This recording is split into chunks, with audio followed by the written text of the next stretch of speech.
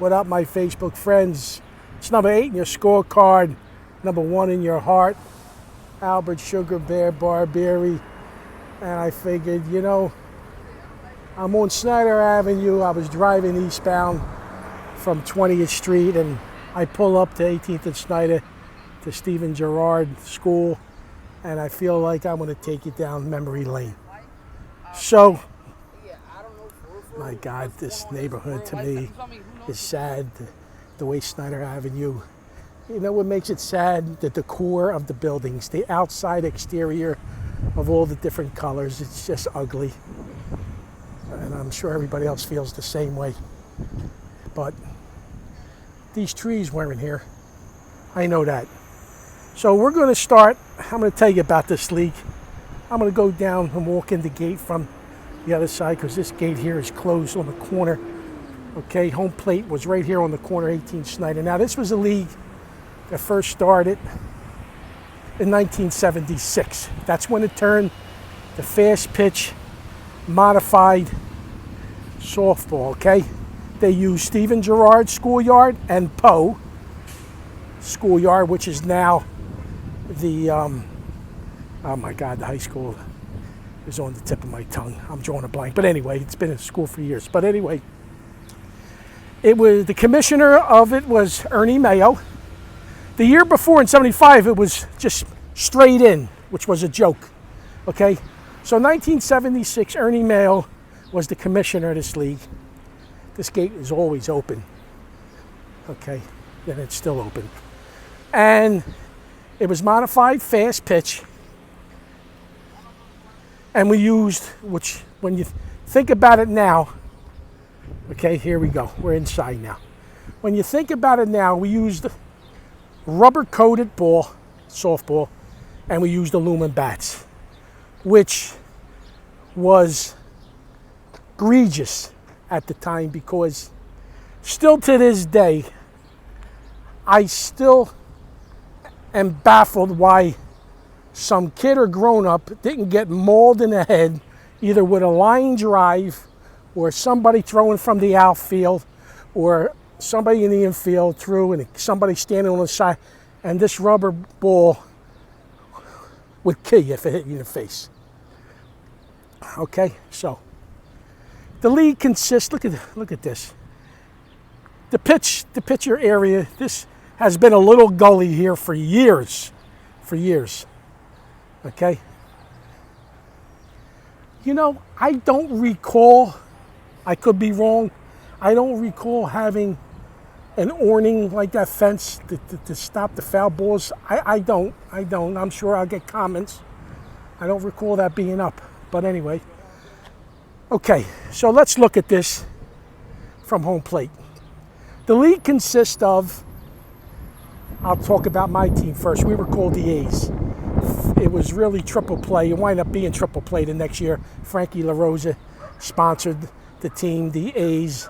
Landy Battleary ran the team, and we had Red Bone, myself, and Armin, Joe Trav was the pitcher, Stevie Signs.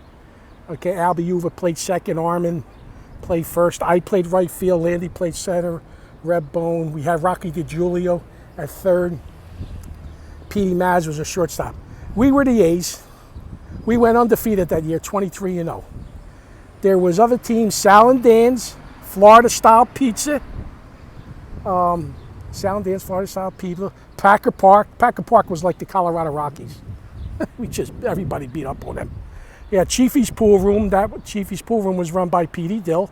That was a big rivalry with Landy and Petey Dill when we played them. Who am I missing here?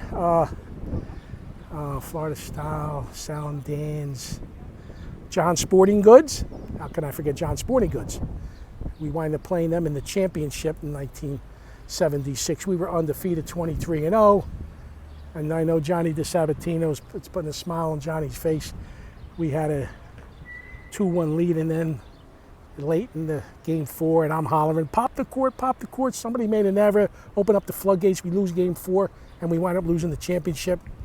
And when that happened, they'd all break my balls in game 5. They'd be hollering out to me, yeah, Sugar, pop the cork. What happened to pop the corks? Yeah. Well, Well, we got even with them the following year in '77. We swept them. John Sporting Goods went on to be Rossicas. I'm missing some other teams. I'm just drawing a blank. I'm sure people. But anyway, this was a dynamite league. It really was. But it was, like I said, it should have never been played with the rubber-coated ball and aluminum bats. Okay? It should have been played with wood bats and the 1/8 of Mifflin ball. That's what it should have been played with. But it wasn't. And, I mean, you had guys clearing the roofs, home runs. I know Rocky DiGilio, Mikey Martino, Charlie Ferrani. If they got a hold of it, they hit the houses on, across from Darn Street there. Big lefties. Anthony Mignone, Rocky DiGilio, and Anthony, they used to get the lift on the ball, get it on the roof a lot of times. This wasn't 1/8 of Mifflin. You couldn't play it off the wall. Everything, you got to play it. You can't catch it off the wall for an out like they do at 8 Mifflin. Jimmy Redbone, I don't recall Jimmy Redbone hitting many home runs on the roof, but if the roof was high as it is in left field, Jimmy would have hit a ton of homers. He used to hit the ball when he got a hold of it, hit them trees back on the pavement on Passyunk Avenue. You hit it over that wall, that roof there, that small roof, and it went into the garden, it'd be a double. You hit it on the roof, a single. That's how I recall. Okay? Because you hit it that hard, you ain't getting a double. You have to play it off the wall, maybe sometimes. But anyway, I could be wrong. I believe on the roof was a single. And then there's a garden behind the wall on the other side. That'd be a double. But during the playoffs, you'd have people lined up on the pavement,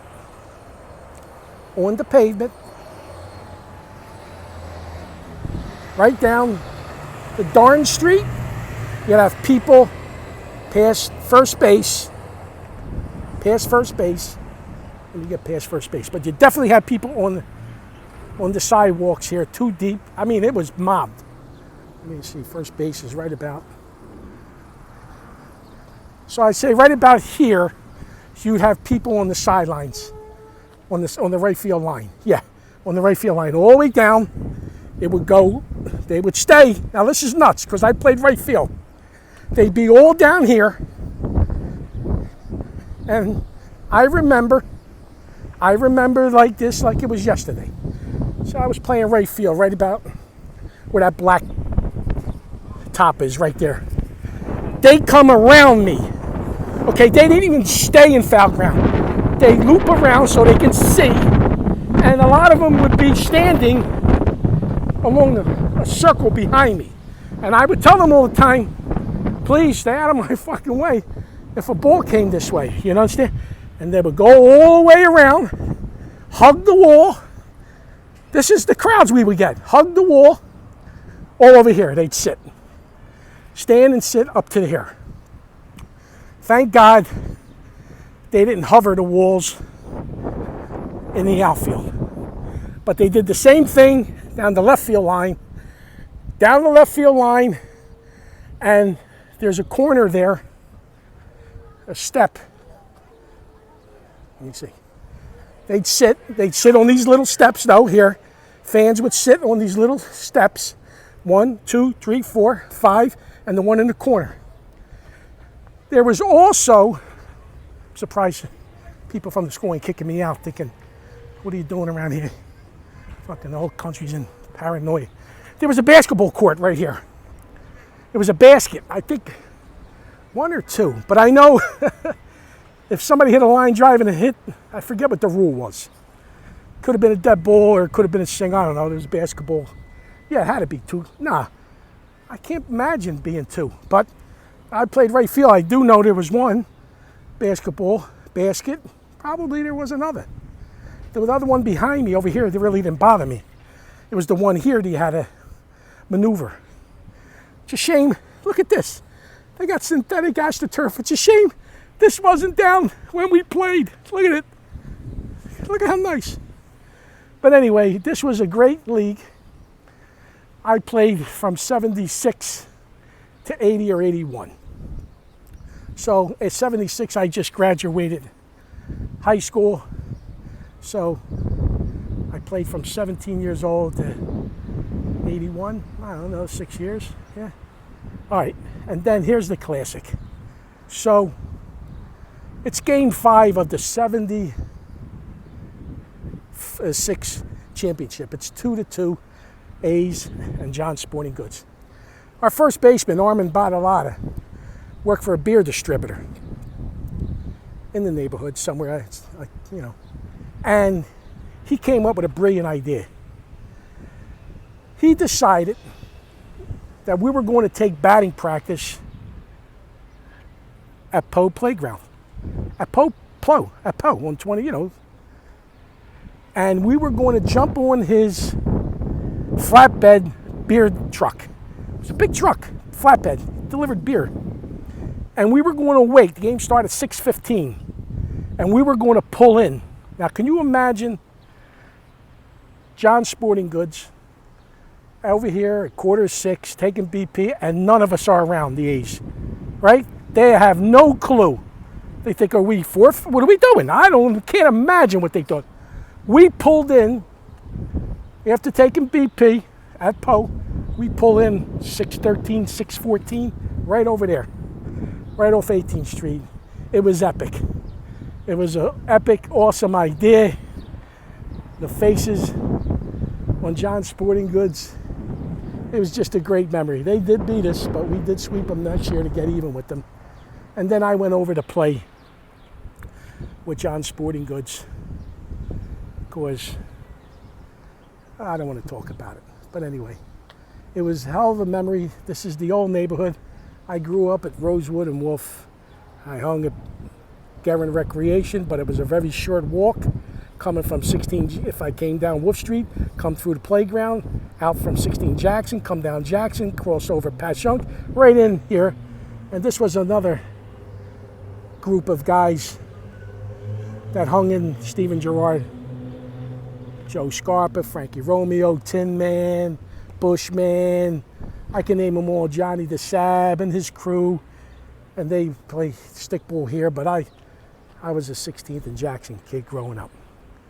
So anyway, this is it. Snyder Avenue, Dorrance and Snyder, Cleveland, 18 Snyder, Shap's drugstore, hardware store. You had it all. You had sunny days. You had Mike Capri's cold cuts down there in Opal Street. I mean, I don't want to go too far dragging this out, but it was just a beautiful time in the mid-70s. It will never be duplicated, ever, ever, ever, ever. All we have, people who are watching this video, we have memories, beautiful time. We made friends. Jimmy Redbone drove a bus, trolley, no more like that, trolley with the wire. And a lot of times Jimmy had to work. Jimmy had to work on a day that we played. Jimmy, with the A's, right, during the season. He'd make the playoffs, don't worry. He'd come down, he'd stop the bus, he'd get out. He'd stop the trolley. He'd get out, he'd be so, he'd be hollering. He'd hang around 3-4 minutes, jump back in the trolley and take off, up and down Snyder Avenue during the game. Jimmy Redbone, God rest in peace. And Landy on that team. And that's it. That's what it was.